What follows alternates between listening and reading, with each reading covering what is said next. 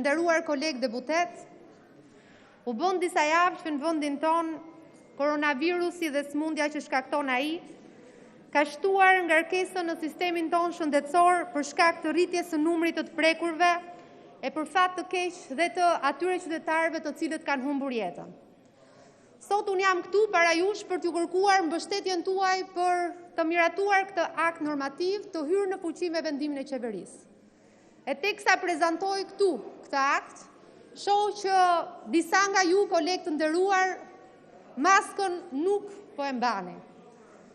E nëse faleminderit zoti Gjoni, e nëse ju nuk e mbani maskën dhe refuzoni të mbani barrierën mbrojtëse që mbron ju, kolegët tuaj, familjarët tuaj nga ky infekcion, sigurisht që nuk mund të jeni shembulli më i mirë për t'u marrë për sa i përket masave që të gjithë së bashku duhet që të zbatojmë pikërisht për luftën ndaj këtij infeksioni.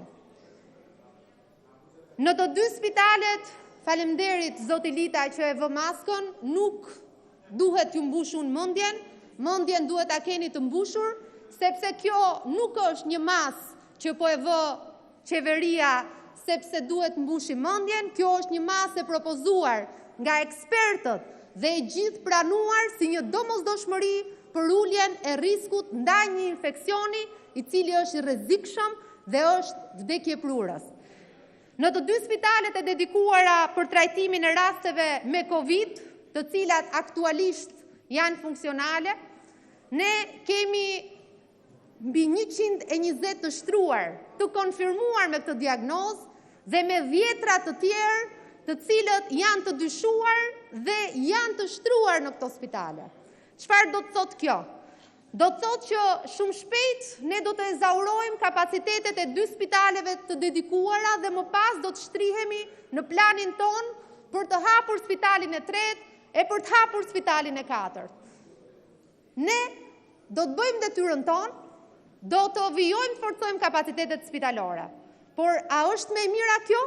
Është më e mira që ne të vijojmë të hapim spitale pafund, sepse na rriten të prekurit me Covid-19, apo është më e mira që secilit marri përgjegjësinë individuale të vendosi barrierën mbrojtëse prej tekstili, të vendosi maskën dhe të ulim të gjithë së bashku riskun për infeksionin dhe kështu edhe të infektuarit, sepse është shumë e thjeshtë. Ulja e numrit të infektuarve çon në më pak persona të prekur nga Covid, më pak persona të shtruar në spital, e rrjedhimisht më pak humbje jete. Sigurisht që kjo kërkon një mobilizim të gjithë qytetarëve dhe ne nuk duhet ta bëjmë vetëm për veten tonë. Duhet ta bëjmë për të afërmit tanë, duhet ta bëjmë për të gjithë ata mjek dhe infermierë që sot janë jo vetëm sot, po ka 140 ditë që janë në krye detyrës, në vijën e parë të luftës me Covid-19 dhe që janë duke punuar 24 në 7 për të shpëtuar jetë. Le ta bëjmë për ata të cilët janë duke sakrifikuar për ne, ta bëjmë për veten tonë, për prindrit dhe fëmijët tanë, sepse sa më herët ne të zbatojmë masat, të cilat janë thjesht masa mbrojtëse, nuk ka sakrificë vendosja e maskës. Vendosja e maskës duhet kthehet në një rutinë të gjithë secilit prej nesh, ashtu sikurse vishemi në mëngjes, ashtu duhet vendosim maskën dhe duhet vazhdojmë jetën tonë në normalitetin e ri.